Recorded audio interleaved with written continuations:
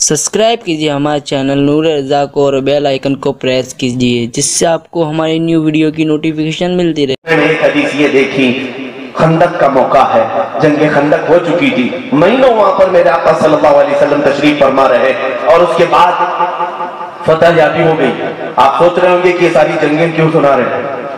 पहले मैं सिर्फ और सिर्फ इसलिए सुना रहा हूं कि हम जिस मोहब्बत रसूल के दावे करते हैं वो जरा आज हमें अपने दामन में झांक कर देखने की भी जरूरत है।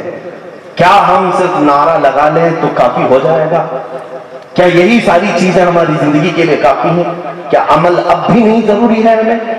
वो सहाबा इकराम रिज़वानुल्लाहि तआला अलैहिम अजमईन की मदद आती थी अल्लाह की तरफ से, किस लिए आती थी वो साफ समझ में आता है।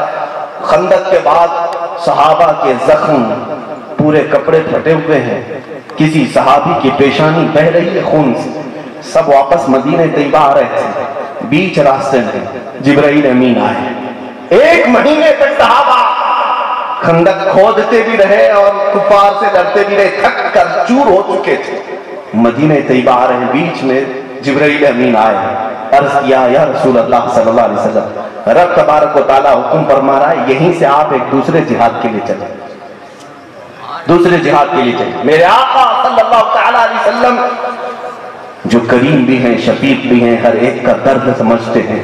अल्लाह के हबीब सल्लल्लाहु अलैहि वसल्लम ने फरमाया, जिब्राइल अभी तो एक जिहाद से ये लौटे हैं, थकन से चूर हैं, जख्मों से चूर हैं, ये घर जाएं, इलाज मुआलजे के बाद सही होकर फिर दूसरे जिहाद के लिए चले। जिब्राइल ने अर्ज किया, या रसूल अल्लाह, रब की मंशा ये है कि यहीं से चले। मेरे आका सल्लल्लाहु अलैहि वसल्लम ने फरमाया, जिब्राइल मैं अपने सहाबा से बात करूं। सहाबा को जमा किया, कहा ऐ मेरे सहाबा, जिब्राइल आए थे रब का हुक्म लेकर। सहाबा हम तंगोश हो गए, आका रब का क्या पैगाम है? मेरे आका सल्लल्लाहु अलैहि वसल्लम ने उनके जख्मों को भी देखा, झुके चेहरों को भी देखा, फटे कपड़ों को भी देखा। फरमाया, मौला चाहता है कि यहाँ से हम एक और जिहाद के लिए चलें। क्या तुम में से कोई ये चाहता है कि मदीने जाकर गुस्ल कर ले, कपड़े बदल ले, जख्मों को सही कर ले? सहाबा ने कहा, या रसूल अल्लाह, जब अल्लाह का हुक्म है तो देर किस बात की, यहीं से चलें। एक सहाबी ने भी नहीं कहा हम अपनी बीवी से बात करके आते हैं, एक सहाबी ने भी नहीं कहा हम अपने बच्चों का माथा चूम के आते हैं। रसूल का हुक्म आ जाने के बाद उनको तो ये कुरान ने सिखाया था, इस्तजीबू लिल्लाहि व लिर्रसूल इज़ा दआकुम, जब अल्लाह उसके रसूल तुम्हें पुकारे फौरन हाजिर हो जाओ। मेरे अजीजों, कितनी मर्तबा अज़ानें तुम्हें पुकारती हैं, क्या छोड़कर आते हो? क्या छोड़ करके आते हो मस्जिदों की तरफ कि मुझे मेरे रब की तरफ से आवाज आ गई, मैं सब छोड़ो और चलो? बिस्तर छोड़ करके जो आएगा तो क्या रब ताला की मदद उसके साथ नहीं आएगी? मदद आएगी।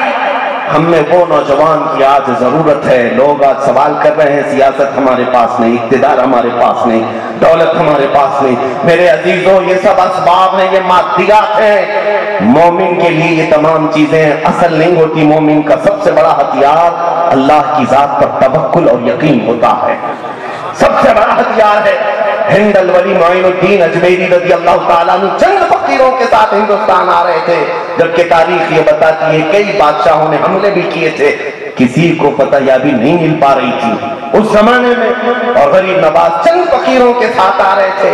उनसे किसी बादशाह ने कहा भी था कि कहां जा रहे हैं ये सारे दुर्वेश?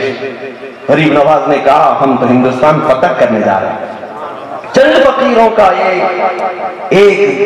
यानी फकीरों की एक जमात। उस बादशाह ने कहा कि हमारे पास इतनी लश्कर है, इतने हथियार हैं, सामान हैं, हम हिंदुस्तान के राजे महाराजाओं से शिकस्त खाकर आ रहे हैं, ये कुदड़ी पहने हुए फकीर जा रहे हैं। गरीब नवाज रज़ी अल्लाह तआला अन्हु ने ये फरमाया कि बादशाह, तुम में और हम में फर्क यही है कि तुम जब भी जाते हो हिंद फतह करने के लिए, हाथी घोड़े असबाब जंग पर यकीन करके जाते हो, उस पर भरोसा करके जाते हो। मोइनुद्दीन अल्लाह की जात पर भरोसा करके जा रहा है और वो मोइनुद्दीन आए भी और फतह भी किया। आज तक उनकी कुर्सी वैसी ही कायम है जैसे उनके जाहिरी हयात में कायम है।